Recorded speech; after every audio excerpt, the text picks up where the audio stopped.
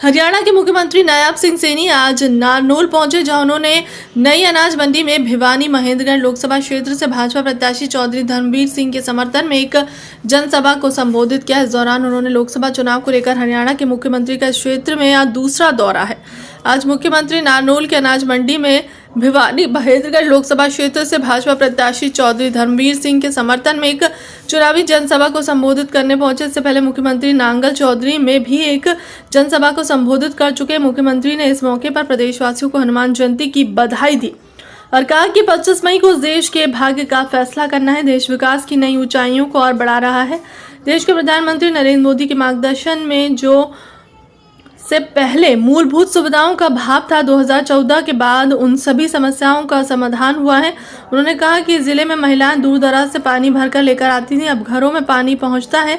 साथ ही मुख्यमंत्री ने चौधरी धर्मवीर सिंह को भारी मतों से जिताने को कहा। इस मौके पर केंद्रीय राज्य मंत्री राव इंद्रजीत सिंह ने कहा कि 2014 में भाजपा ने नरेंद्र मोदी को प्रधानमंत्री के रूप में देश की बागडोर सौंपी थी और रिकॉर्ड मतों से जीत हुई थी। उन्होंने कहा कि भाजपा हर चुनाव में अपनी सीटों की बढ़त बढ़ाती है। इस बार भी भाजपा 370 से ऊपर सीटें जीतेगी। राव इंद्रजीत सिंह ने कहा कि भारत को विकसित देश बनाना है। यह तभी संभव है जब देश के रोड, रोजगार व अन्य सुविधाएं मजबूत होंगी। यही नहीं बल्कि विश्व में भी भारत की एक अच्छी खासी साख बनी है। उन्होंने कहा कि प्रधानमंत्री नरेंद्र मोदी को इस बार क्षेत्र में आ चुके हैं। भारतीय जनता पार्टी ने उनको 2014 के अंदर बतौर प्राइम मिनिस्टर तजवीज़ किया था। उसके बाद जो अभूतपूर्व सहयोग देश की जनता से मिला है, नरेंद्र भाई मोदी को 14 में मिला है, 19 के अंदर मिला है और अब 24 के अंदर होने जा रहा है। और भारतीय जनता पार्टी का इतिहास रहा है, जब से वो सत्तासीन हुई है, जब भी अगली बार सत्तासीन होती है केंद्र के अंदर, तो उसका पहली नफरी से ज़्यादा में वोट पड़ता है। तो पिछली बार पड़ा 282 या 83 था, उसके बाद 303 हुआ है और अब इस बार हम उम्मीद करते हैं कि 370 तक जाएगा। मुद्दे क्या है मेन बीजेपी के? मेन मुद्दा तो ये है कि भारत को हमने विकसित बनाना है। जब 100 साल हमारी आज़ादी के पूरे होंगे तो भारत को एक डेवलप्ड नेशन के तौर के ऊपर दुनिया आके, और वो जब भी संभव होगा जब हमारी रोड्स अच्छी होंगी, जब हमारे रेलवेज अच्छे होंगे, जब बच्चों को नौकरियां मिलेंगी, पारदर्शिता होगी नौकरियां देने के अंदर, सिफारिशबाजी से नौकरियां नहीं लगेंगी।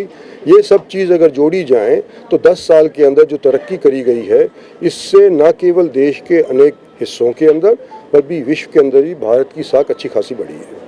और मैं हरियाणा सरकार की आज बात नहीं कर रहा क्योंकि हरियाणा का इलेक्शन नहीं है, लेकिन जहाँ तक केंद्र सरकार का मामला है, ये एक अकेला ऐसा क्षेत्र है जहाँ पर प्रधानमंत्री 2 बार 1 महीने के अंदर अंदर आए हैं। क्यों आए हैं? क्योंकि कभी तो शिलान्यास रखने के लिए आए हैं और कभी उद्घाटन करने के लिए आए हैं। द्वारका एक्सप्रेसवे गुड़गांव के अंदर गए, एम्स रेवाड़ी के अंदर आए। आज के दिन हमारा डेडिकेटेड रेल फ्रेट कॉरिडोर जो हमने तजवीज़ किया था 10 साल से पहले, उसके ऊपर पूरे 4 चांद अगर लगाए हैं तो हमारी भारत सरकार ने मौजूदा तौर के ऊपर लगाए, तो इसका भी फ़ायदा इस क्षेत्र को मिलने लग रहा है। तो मैं नहीं समझता कि मेरी कोई इसके अंदर जो अपेक्षा है जो पूरी नहीं हुई है। भारत सरकार की तरफ से फुल नंबर मैं समझता हूँ इस एरिया को मिला है। हरियाणा में कितनी सीटों पे जीतने जा रहे हैं? वो तो पब्लिक के ऊपर है भैया, पर हम उम्मीद करते हैं कि सारी की सारी सीटों पर पब्लिक हमारा सहयोग करेगी। कांग्रेस की तरफ से कोई उम्मीदवार आया नहीं है, मैदान में अकेले चल रहे हैं, बहुत मजबूती से चल रहे हैं। सब क्या लग रहा है किससे मुकाबला मानेंगे? हमारी तो मजबूती जब केंद्रीय कांग्रेस की तरफ से कोई कैंडिडेट तय कर दिया जाएगा तभी भी उतनी मजबूती रहेगी।